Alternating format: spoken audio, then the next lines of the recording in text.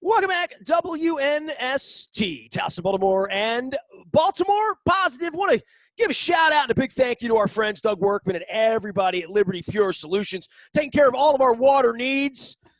800 clean water, but you can find them at Liberty Pure. You can find me.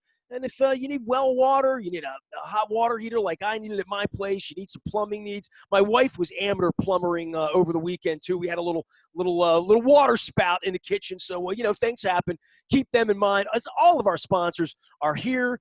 I know we got tough times. We are not going to be at Radio Row next week in Tampa for all things Tom Brady and Patrick Mahomes. Luke, I want to bring you in on in the aftermath of a couple of championship games on Sunday. Full disclosure for me, and, do not cry a river for me. As a kid, I dreamed of going to one Super Bowl. I know I've told you this, right? And I found my ticket stub for the first Super Bowl I went to, which was Minneapolis in '92. And this week we are celebrating the 20th anniversary of Silver Betty and our championship. And I've got Coach Billick coming on this week, and Marvin's checking in, Mike Smith's checking in, half the team's checking in. Saragusa, Redmond, Stokely, Jamal, Flynn, Ogden, just go down the list. They'll all be here this week, all right? But Luke, this was weird sitting around, and usually, and I know it's been this way for you the last 10 years of your life, much of your adulthood, quite frankly, where we watch these games and then we're going to the Super Bowl. We're going to talk about it all week. A week without Tom Brady. I don't know that I can stand it. I just need to get more people on, but they wouldn't be from New England this week, right? Yeah, well, I'm thinking about it. My first Super Bowl was 2011 Indianapolis, or early 2012 calendar year-wise. Brady and the Patriots were there then, and then they were there in 2014, 2016, 2017, 2018, and now what would have been the end of the 2020 season. Of course, we're not going to be in Tampa, as you just said, but it's crazy. I saw someone cited the fact that Tom Brady has now been to, what is it, 18% of the Super Bowls? I mean, he's literally been to a fifth of the Super Bowls. If you look in his career, and it's funny, you just mentioned the 20th anniversary of the Ravens' first Super Bowl. That was Tom Brady's rookie year, by the way, when he was still Bledsoe's backup. But he's been to, over the course of his career, you play it out mathematically, every other year he's been in the Super Bowl, roughly. I mean, that's insane. I said it, and I just tweeted this out at Baltimore Luke and at WNST. Tom Brady's first Super Bowl came, get this, I'll give you a little Baltimore context here. 4 months after Cal Ripken played his final game, and between Tom Brady's first Super Bowl and now his upcoming 10th Super Bowl, Ed Reed entered the league, played an entire Hall of Fame career, and was inducted in Canton. I mean, that's how long we're talking that this has gone on. I mean, I remember when Brady took over. I was syndicated then, and on Monday mornings, Baldinger and I would sit up at Mount Laurel, and the season began with Bledsoe, right? And we had Bledsoe on the show, and Belichick was still sort of doing media then. You know what I mean? Like, he didn't do the show, but it wasn't like this kingdom. The minute Brady took over, Baldinger kept saying, we got to get this kid New England on. We got to get this kid New England on. Little did we know that kid would never do radio, would never call anybody ever. He was sort of like Prince. You know what I mean? Like, he had his own symbol, And here we are all these years later, 20 years later. Dude, it feels like a minute ago. I found all the pictures of, Don Shula sitting on our set and Stacy Keebler wearing Get Nasty shirts and running our concierge to bring guests on. Feels like 5 minutes ago, and I'm thinking we would be sitting in that same convention hall where you've never been, right? You've never been to a Super Bowl Tampa. Have not. Yeah, man, this is sort of like old hat, This is where I almost killed the guy from Dallas 11, 12 years ago. So, I want to go back just because of that. But, we're not going to be there, and nobody's going to be there, and Tom Brady's going to be there, and it's a home team Super Bowl, and it's Brady and Mahomes. Dude, it's like sort of pinch me sort of like the NFL couldn't figure this out, right? Like in the middle of a plague to have the story of all stories and then none of us there to cover it, right? Except them. Right. I mean, think about this. And we had this to a degree with Peyton Manning a few years back, but it's crazy. As much as the focus this week is going to be on Brady being there without Belichick, I saw Aaron Schatz from Football Outsiders noted this, and it really is remarkable. I've alluded to this, but look at the history of 40-something quarterbacks in the NFL. I mean, it's not just bad, it's woeful. I mean, absolutely dreadful. There's no one that's ever done it, right? Like No one Steve has. DeBerg and like I'm trying to think of the Blandas. Keep going. Give me some names. I mean, there aren't many. It's and normally when it's been one that's had any kind of team success, it's been a Peyton Manning situation where that Denver defense carried a 39. I think Peyton Manning was 39 in 9 months, 10 months, something like that. He wasn't quite 40, but it's been Well, a that great scenario. example of that would be I found the pictures of the dearly departed T-Bone Tony Jones, who went and won a Super Bowl with Elway. That had nothing to do with Elway, right? Elway should have won those Super Bowls back in the 80s. The fact that he won it at the turn of the century, Elway was what, 37, 8, 9? He was there, right? I mean, he was. I mean, he's. But the overall point is when quarterbacks get into their 40s, they don't just decline; they fall off a cliff. And we saw this with Peyton Manning in his age 39 season. For Tom Brady to do this, and look, let's be very clear: Tom Brady knew exactly what he was doing going to Tampa Bay. They had a good defense last year that played really well down the stretch, and you could see that they had skill position player talent, but Jameis Winston threw, 30 interceptions. I mean, the quarterback was absolutely the missing piece, stating the obvious. So he saw a team that absolutely had talent. It's not as though Tom Brady went to a dog and just willed them to make the playoffs and to now win these games on the road, and he's back in the Super Bowl in Tampa. But for him to do this without Belichick, fine. And that's going to be talked about a lot, and I get it. And I'll be the first to say, Nestor, before the season started, I thought the Patriots would do better without Tom Brady than Tom Brady would do without the Patriots at this stage of his career because he's 43 years old. Again, the history of the league. This is – I don't even know what the equivalent would probably be what Barry Bonds did on – well, the things that he was on playing into his 40s at the level at which he played. So that's how extraordinary this is for Brady to be doing this. And look, he's not the guy he was 5 years ago or 10 years ago, but he's still playing at a high level. And you saw that at least in the first half on Sunday. Now, second half, throwing 3 picks, not so much, but that speaks to how good of a job that Tampa Bay front did at really harassing Aaron Rodgers. But it really is remarkable what we're seeing. And I've said this to you 5 different times at this point where we've been talking about a Brady-led team going to the Super Bowl. But for him to start over and to do this in a pandemic year, as you mentioned, I mean, the NFL couldn't have written up the script any better if you're looking for old guard versus best new young quarterback in the game. Well, let's start with this. But, they did the draft virtually with hot cocoa. We were wondering whether there would be a season, if there would be a season. Now there's only 1 game left in the season. And if at the beginning you would have written a script for the season to turn out this way, I mean, the fact that they made it through, even the drama, the hiccups of the Ravens and the Titans and COVID and whatever else that went on during the course of the season, the fact that Tom Brady is having a home – the only thing he had – I said to my wife Sunday, the only thing he never did was win the NFC Championship game in Green Bay. And, right.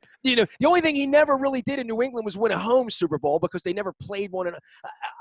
The only thing he didn't do in his career was win in the NFC in the other conference. The only thing he ever did was win without Bill Belichick. Like, all of the boxes are getting checked off. And I see Vegas. To me, this is a 7-point game. I think the Chiefs are going to win until Tom Brady goes out and does the impossible again, and I'll eat it. Yeah. Fine. But, I don't think the Buccaneers are going to win, and I'm going to be pretty brazen about that. I think the Chiefs are going to win. And look, I would pick the Chiefs as well, but this goes back to the point I was just making, though. This isn't just Tom Brady. This isn't a 30-year-old Tom Brady that came to went to the Miami Dolphins or the Cleveland Browns or the Detroit Lions and suddenly turned a bad team into a great team. That's a team that absolutely has some talent. I do think Eric Fisher tearing his Achilles in the second half of that Kansas City win over Buffalo is big when you consider what that Tampa Bay pass rush did against the Green Bay offensive line that was banged up. Of course, they lost Bakhtiari, their left tackle, several weeks back, and that was something that they had some issues. They had some issues with right tackle, Rick Wagner, I guess, playing there. They had some issues with that Tampa pass rush. When did he get there, by the way? I digress, yes. Yeah, it's the NFL. Guys move around. But I looked up. I'm like, what's he doing there? Yeah.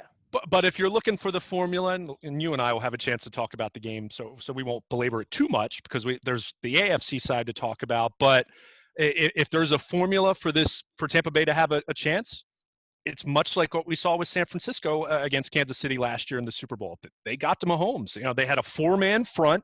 We know, and we've known this by watching the Ravens the last couple years against Kansas City.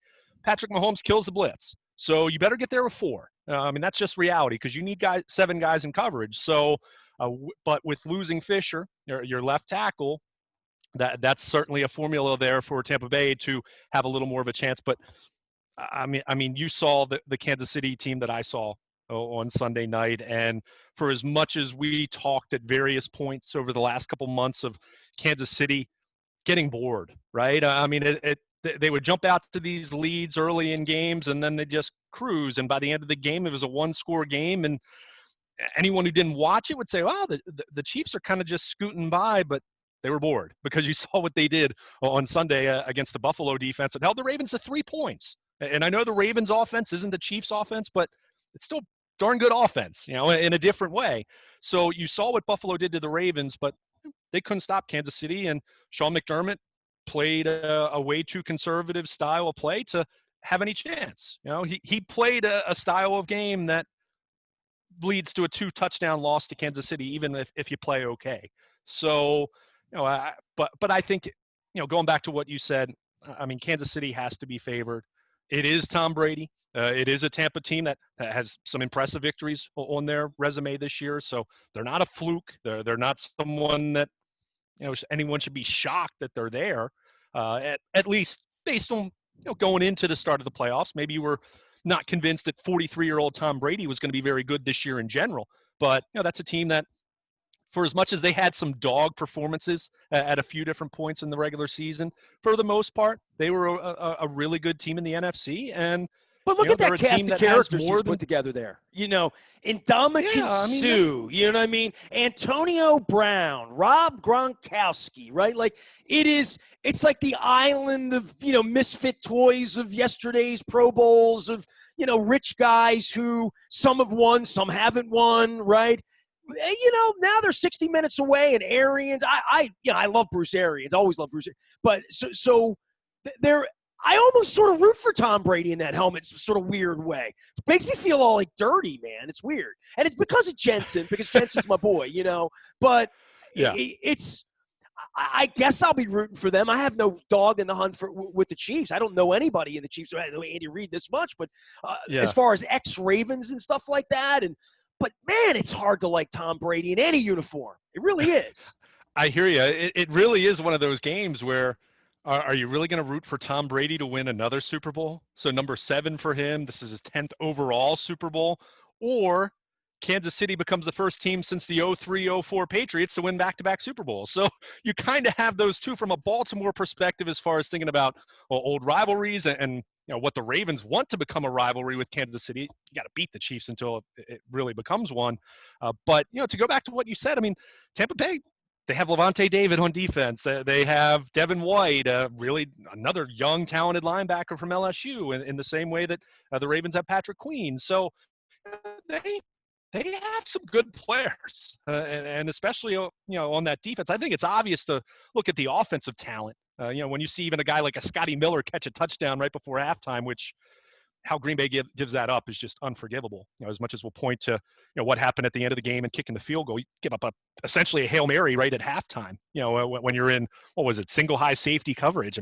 How does that happen? So it's very, very strange to see that. But this is a Tampa team. As I said, Tom Brady knew exactly what he was doing going there. If he was going to start over, he was going to go to a place that had, that the cupboard wasn't bare.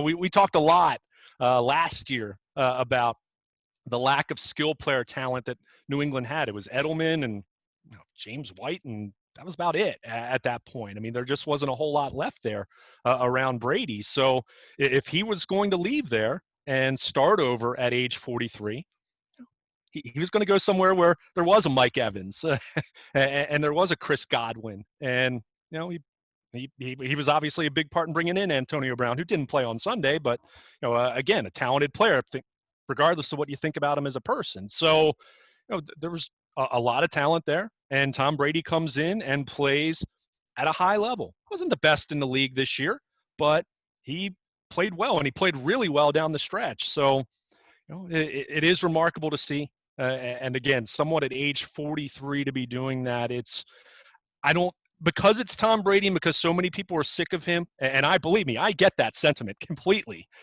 but we don't fully grasp how insane it is what he's doing right now at his age. I mean, that's really the remarkable accomplishment here. But again, naturally, and I totally understand it. People are going to focus on the divorce with Belichick and the Patriots and him being here. But at age 43, I mean, it really is extraordinary what we're seeing, regardless of how you feel about Tom Brady personally.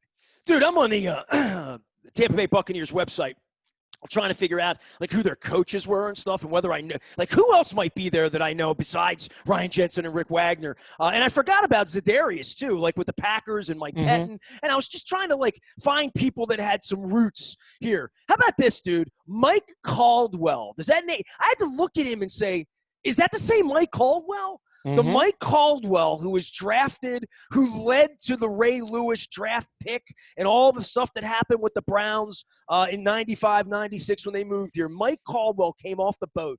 An original 96 Raven, as much as we talked about, losing T-Bone this week. We talked about losing Greg Montgomery a couple months ago, and I'm going to have some Ravens history on here this week to honor Super Bowl 35. But Mike Caldwell's their inside linebackers coach. Who knew, huh? What happened? I haven't heard his name in 25 years. I want to say, didn't Mike Caldwell have a pick six against Jacksonville in 96? I was the reason why I would remember that is I was sitting lower level, closed end zone. I mean, just absolutely awful seats, for a football game. I mean, great if it were the Orioles playing several years before that. But I want to say Mike Caldwell had a pick six in that game, or maybe it was a fumble recovery or something like that. But yeah, it is crazy when you kind of see some of those names. Where were your seats in Memorial Stadium? That's all I'm interested in, because I've been looking at old Memorial Stadium pictures. Where were these? They were literally behind the old home plate, so in the down low, enclosed. That's where my dad and our season tickets were there. Our season tickets were my dad and I sat in section 1. Yeah, I mean it was just tickets that my dad and I had gotten, single game tickets. They weren't season tickets of anyone we knew or anything like that. It was just one of the games I got to go to. I actually got Johnny Unitas' autograph before that game. You still have it? Yeah. Oh yeah, Nice. absolutely. I was 13 years old. And it probably speaks to the world that 1996 is, but my dad trusted me he dropped me off near the stadium. I had my ticket. I knew my way around Memorial Stadium. I mean, I'd been there, probably at least dozens and dozens of times. Your dad was an usher there. You knew every nook and cranny. Yeah, exactly. But he dropped me off because he hated to pay for parking, so he parked a little bit further away. Just a side street somewhere, 5, 6, 7 blocks away, whatever it was. I can't remember, but I sat there. I was in there way early. I mean, it was probably an hour before kickoff. And Johnny U, as he was prone to do in those days, was standing behind the one end zone during pregame, and a safe management security guard. Mr. Unitas. And I didn't even get to talk to him. It was actually a security guard. I was 13. I'm like, hey, Johnny U's my dad's all-time favorite player. I know who he is. How can I not ever heard this story? You've never told this story on the radio. I mean, it's not as I didn't get like a meet and greet or anything. The security guard took my ticket stub and Unitas signed it. So, I mean, what was funny? What game was that? Jacksonville? It was Jacksonville, right? Yeah. 96 Jacksonville. One of the many games where the Ravens had a chance to win that year, that game. 97 though, we kicked off the year against them, I think. And I was at that game. This was the 96 game. Okay, fair enough. You're thinking, 97. That was the Rob Johnson game. Mm-hmm. Remember, Brunell was out, but yeah, I got Johnny U's autograph. And what was funny was I was thinking, in my 13-year-old mind, I'm thinking, wow, I'm going to give this to Dad on Christmas. He's not going to have any idea. This is going to be the biggest surprise. I couldn't wait. I told him immediately, hey, look at this, and I showed him, and his eyes lit up. And so yeah, I mean, that's the coolest random autograph that I got. Not something that I purchased or because I'm a little bit of a memorabilia guy here and there, but yeah. So that's my 1996 story, and I'm pretty sure Mike Caldwell had either an interception or a fumble or something like that return, either for a touchdown or it set up an easy touchdown. I know he made a play in that game. So I've been putting like old pictures of ticket stubs and stuff up. You know, I have VATs of this stuff, right? Because I have everything I've ever had. And the death of Hank Aaron led me over the weekend into a rabbit hole. Like, cause you know, I met Hank Aaron one time, and it was with Ozzie Newsome, who was friends with Hank Aaron. I was getting in the elevator at the old Georgia Dome. And you had to enter in the back of the old Georgia Dome down this long escalator. It's like it was built into the center of the earth. It's built under the ground. So I get in this elevator. I look, and I saw Ozzy with someone, and it was out of place. Right? It's a football game. It's 11 in the morning on a Sunday. I had fans with me at the time. This is before I was married. This is back in the 90s. We played a game down there. It was the Stony Case game, right? It was the Stony Case game. It was the game where John Ogden got stretchered. It was terrible, yep. right? 99. That's the day I met Hank Aaron. And I'm in the lobby of the Georgia Dome, and I saw a guy, an African-American older man, and I looked at him, and like the first thing that maybe came to my mind, like I didn't know who. I knew it was somebody famous, but it was so out of context. And I'm like, it just took me like 5, 4, 3. I'm like, that's Hank Aaron. It just took me a minute. And then I realized he and Ozzy were like together, and I was like, "That's Ozzy," because I knew Ozzy, right? And we were getting on an elevator, and I was like, "Get in the elevator with it," So I rode the elevator with Hank Aaron up, and I didn't say anything. I didn't have a camera. I would just, Mr. Aaron, like that. But I distinctly remember it being one of the first memories of my childhood. Now, I do remember the 73 baseball playoffs. And I do remember the 73 football season. So I have football and baseball memories. But the memory of Hank Aaron hitting the home run, enormous for me. I mean, I remember Al Downing, my mom and I remember where I was sitting on the couch. I was 5 years old. But the thing that I had forgotten about, and this is what happens when you get to be my age, Luke, is that I saw Hank Aaron play. I started to see people say, "Did you see Hank Aaron play?" or whatever. In 1976, I'll never forget this. My dad had never seen Hank Aaron play. Okay? So my dad wanted to see Hank Aaron play. And my dad, we were very casual about Oriole games. And I can't stress that enough, that in my household, my dad was sort of like, we could go to an Oriole game anytime I asked, or anytime he wanted to go, or anytime there was a good pitching matchup that he wanted to see Nolan Ryan or Frank Tanana or, Paul Splittorff or whoever he liked, right? Or if he had a crush on Flanagan or McGregor that year, he would want to go see them pitch. And a lot of it was weather. My dad didn't like going on rainy nights. So if it's going to rain, we don't go. Sure. Because that's a pain in the ass. Even if Ryan's pitching, we just, we'll listen to the game on the radio tonight. We'll get some crabs or do something else. Go to Alona's and get some pizza or something. So in 76, I turned to my wife and I'm like, "Jen, I saw Hank Aaron play, and it was in daylight, but it was a twilight, and it was the first game of a doubleheader, and I was behind home plate. It was probably section 38 or 39 upper, because I remember being up there, and I remember Hank Aaron hit a single." And she's like, "Dude, you're like Mary Lou Henner, totally, like Rain Man." and I looked it up, and I'm like, it was either 75 or 76, but I sort of thought it was 76.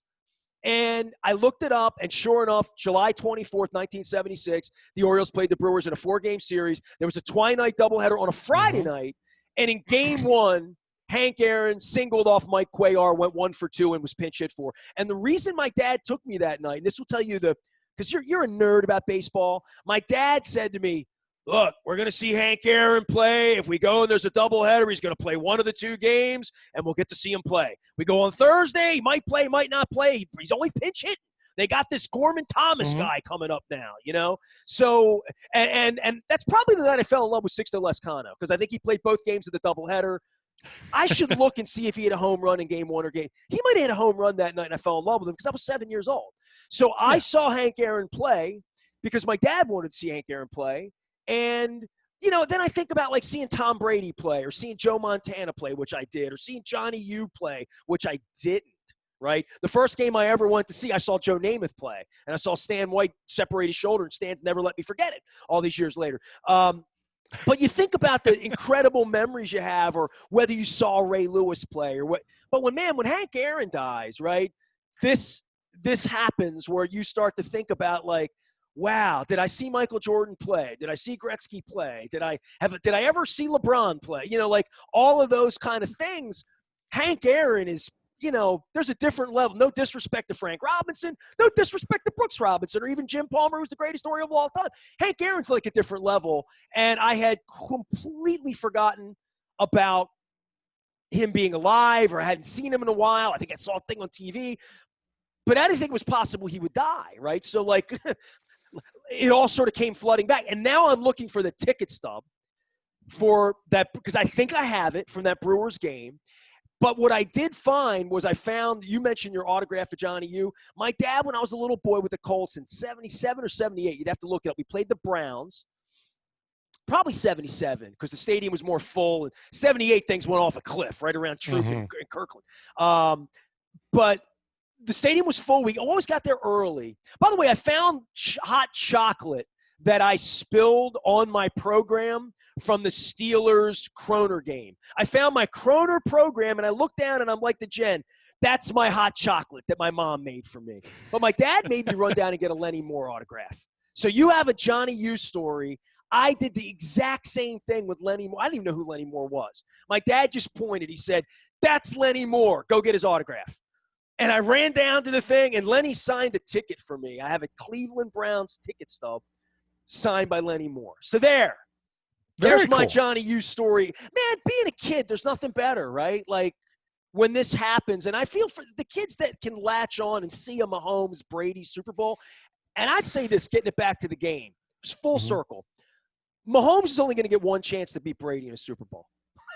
We think, right? Although we keep saying this about Tom Brady, he keeps going. I mean, it's incredible. He said 45, it really so he will play again, right? This will not be his last game. He's already said he wants to continue playing. I mean, at some point in time, it's going to be over. I mean, we know that, but he had a pretty good time with his kid after the game, right? That was kind of cool.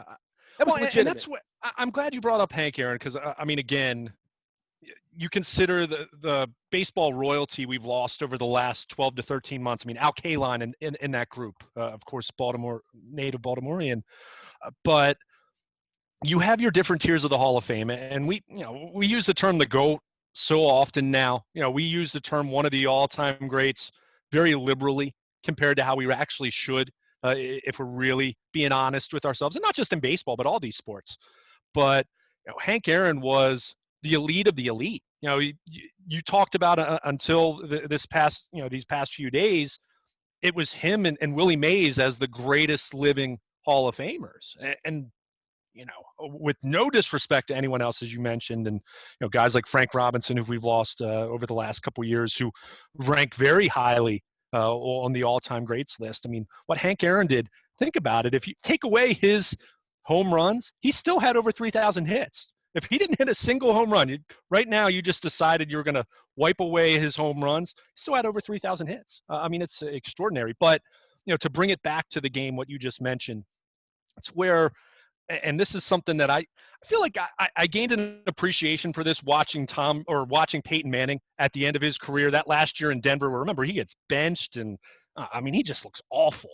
But he found a way to play just barely well enough to not mess it up for that Denver defense that was terrific. And so many people said, "Oh, Manning's embarrassing himself, and why is he doing this?" And it was Billy Kilmer. He couldn't throw the ball, man. But to me, there's something charming about seeing someone who is a diminished version of themselves when they're an all-time great. And this still doesn't even really apply to Tom Brady, because he's still playing at a really high level. He's not the best anymore, but he was still well above average this year. But when you see some of these guys who've been around forever, and you have your local allegiance, and look, I understand Ravens fans not liking Tom Brady and hating the Patriots. I get all of that. I'm not disparaging that whatsoever. But to the point you just made about Hank Aaron, it really is one of those situations where these are the good old days when you're talking about a Tom Brady, when you're talking about a Peyton Manning, when you're talking about Philip Rivers to a lesser degree, but just that era of quarterbacks. And in the same way that we talk about all-time greats now who are baseball guys in their 80s passing on and losing Hall of Famers, don't let, don't be clouded too much by disdain for Tom Brady and the Patriots to the point where you don't appreciate a little bit how extraordinary this really is. Because I mean, it's so rare, and you know, I don't really have a rooting interest. I hope it's a really good game, but you consider what Patrick Mahomes has become over the last couple of years. He's the consensus best player in the NFL now. I think you'd ask anyone, yeah, Aaron Rodgers is going to win the MVP this year, but you ask anyone the one player they want if they're starting an NFL franchise right now in 2021, it's Patrick Mahomes. I mean, I don't know what other answer would even be all that convincing at this point, but consider what he would have to do from this point. Let's say he wins in a couple weeks and he's won back-to-back Super Bowls. Well, he only has 4 more Super Bowls to go to win and 8 more to make to then match Tom Brady. I mean, that. He's got to make 8 more and win half of them. Yeah, I mean, that's – and that's if he wins. That's if he wins this one and has 2 under his belt then. I mean, that sounds like a video game. That sounds like a franchise mode on Madden football on It sounds like it's not going to be a whole lot of fun for the Ravens or the Raiders or the Chargers or, anybody else either if that's the way it's going to go down. And certainly for us and for Lamar Jackson to sit here and watch this, you have to say at some point you're going to have to go beat that kid in the same way we said that for 20 years about Brady, right?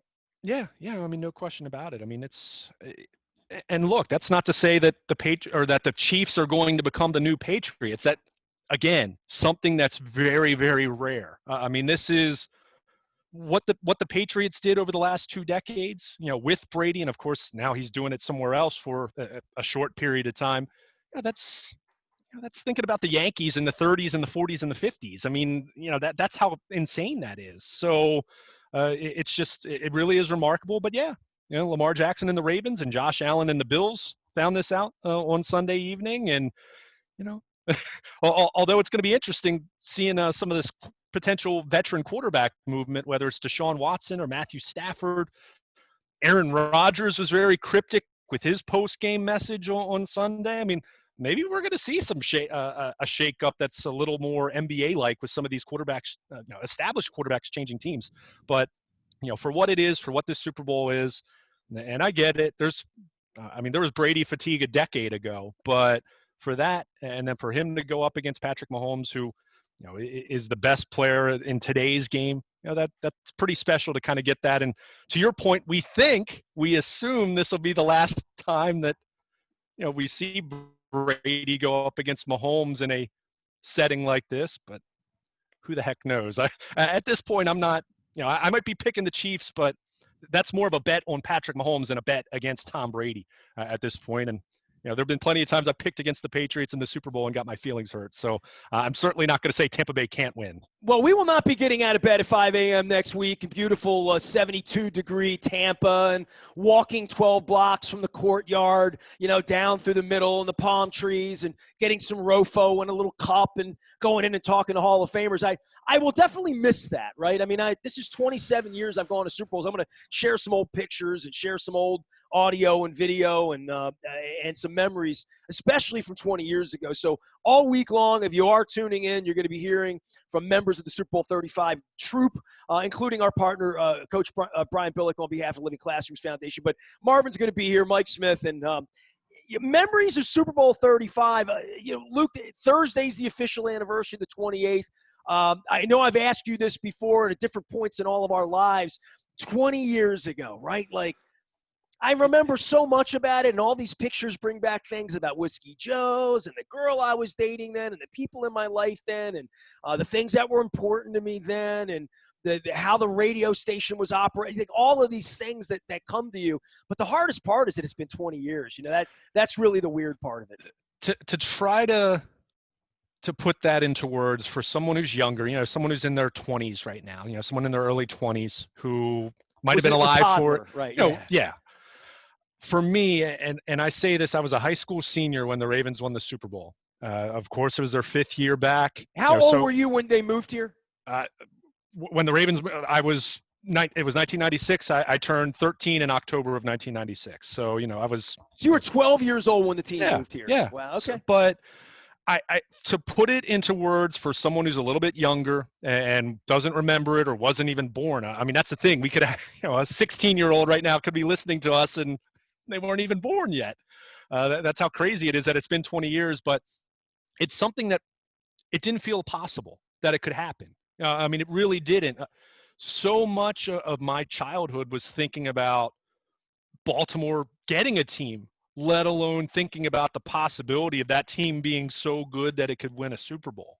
And even the Ravens in their fifth year, 1999, they finished strong and they were 8-8, but there was no, other than I remember, I think it was Sterling Sharp on ESPN had picked the Ravens to win the Super Bowl at the beginning of that year. And Phil Mickelson, I guess, famously put down a bet on the Ravens that year.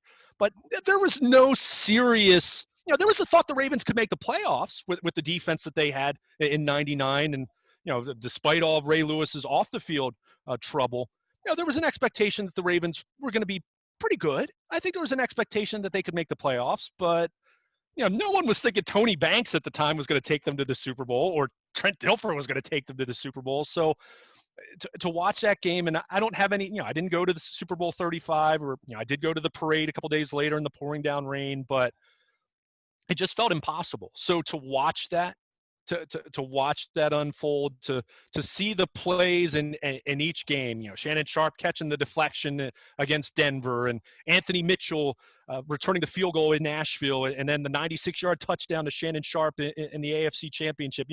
Each of those plays where you kind of sat back in your chair after it happened and say, this feels like destiny. This feels like it's meant to be. There was still a sense of this can't really be happening, right?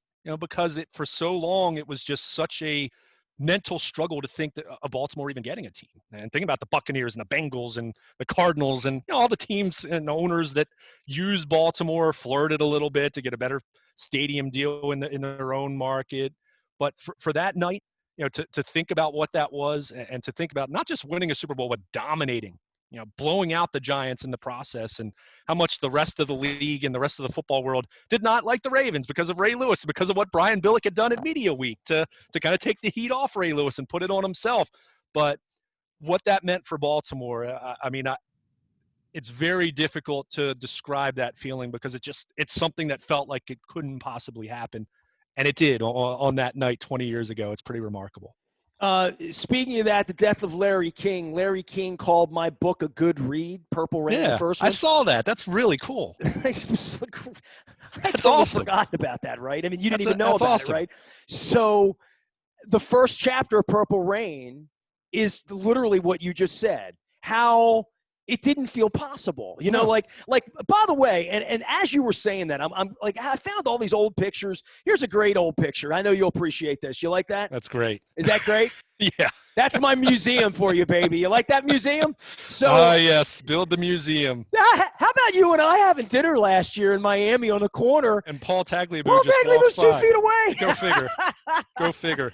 Happier times, right? But by the way, you rambled on about all these Super Bowl memories and stuff, and all I thought about was walking out with being on the cell phone and having my mom crying and saying, "They're naked girls on TV walking up down Pratt Street."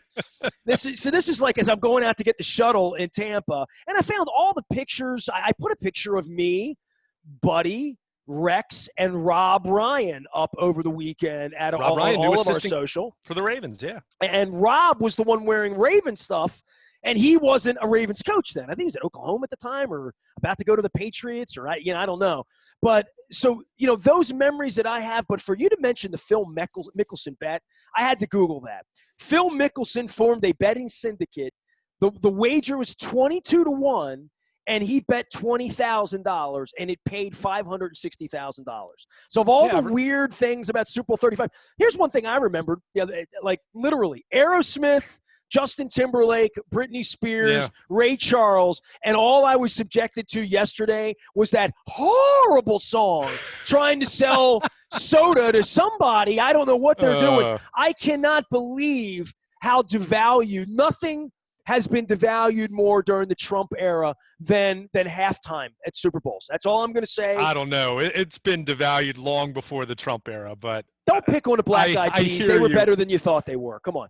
There have been plenty of forgettable acts over the last 10 to 15 years, but been some good ones mixed in. Let me give you Tampa. But, you ready for Tampa? Okay. Whitney Houston, right? Aerosmith and Justin Timberlake, Bruce Springsteen and the E Street Band, and now this, whatever this is. Yeah. So I'm what I'm going to do is I'm going to put together. I said to Jen, I might watch the Puppy Bowl at halftime. I'm looking for like Howard Stern to put some strippers on. I'm looking for something else to do at halftime for 15 minutes. You're already talking about the 20th anniversary. Just pull up the Super Bowl 35 halftime show on YouTube and play it during halftime. I'm sure it's there. Oh, beautiful, oh, spacious sky. You mentioned Whitney Houston. It's funny. Over the weekend, NFL Network played it was actually the ESPN 30 for 30 they did on the Buffalo Bills, losing four straight Super Bowls, which was a really good special. I watched that over the weekend. Mike Resigliano wouldn't like it at all, especially not today. It would be a bad day for Bills fans to watch that. Sure. I mean, I was rooting for Buffalo big time. I mean, how could you not, with the way their fans donated to Lamar Jackson, one of Lamar Jackson's favorite charities and everything there. And I found my Jim Kelly picture of him wearing an ornithologically correct Oriole hat, by the way, just so you go. There you go. But that Super Bowl 25 with Whitney, they mentioned Whitney's rendition of the anthem, which it's funny because I played youth football shortly thereafter. I mean, the next couple years after that, and they always played the recording of the Whitney Houston national anthem. So I mean, that's when I hear her sing that, I think of my SYC youth football days. Nice. But it really does bring back those memories. And to your point, I can't say I'm exactly all that hot and bothered and excited about this year's halftime show, but best national anthem I ever heard in person, and I've been at every Super Bowl. All this. Lady Gaga in San Francisco a couple of years ago. Julio and I were running around before the game, and we ran into her, and we said hello to her, and she was super pleasant. Like, no security, she was just hanging out, literally, and, like, talked to her for a minute. And I'm not a Lady Gaga fan. Like, I'm not a fan. You know what I mean? Like, the song when the movie was hot then, and I like that's a beautiful song. But I'm not like, I don't own Lady Gaga. She's not on my iPod. You know what I mean? Sure. Like, it's not my thing. And the hair on the back of my neck is still standing up from that one. And then they selected her last week for the Biden thing. Mm-hmm. And I cried 10 times last Wednesday. But that one was like, wow, because, like, to me, that's a great national.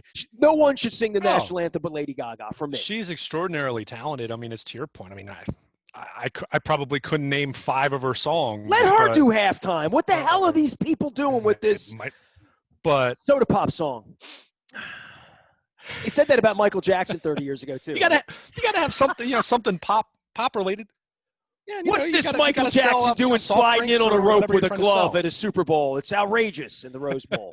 Get off my lawn. Get off my lawn. Luke Jones will be getting you off his lawn. We will not be I am going to miss getting together with you in Tampa. It's kind of like a rite of passage. Sure. We were going to go to Burns Steakhouse, I was going to make Ryan Jensen pay for it. Now he's playing in the game. So I'm going to chase him around and try to get him in on a Zoom, find out what it's like to swamp-ass Tom Brady. So I'll ask him some of these questions. All about the towel folding for that. I will ask him etiquette. I will invite you into the conversation. I hope you are on some of these. We're going to do some football next week. We're going to do some Purple Rain memories this week. Mayor Brandon Scott joined us this week. Senate President Bill Ferguson. We're still in the middle of a plague and a pandemic, and we have restaurants open. Please support local people who are supporting us. It's important. I am Nestor. We are WNST.net, AM 1570, Towson, Baltimore. We got plenty of Super Bowl talk. For better or worse, even though some of them are Super Bowl 35 memories here. We are WNST.net, AM 1570. Towson, Baltimore. We never stop talking Baltimore. Positive.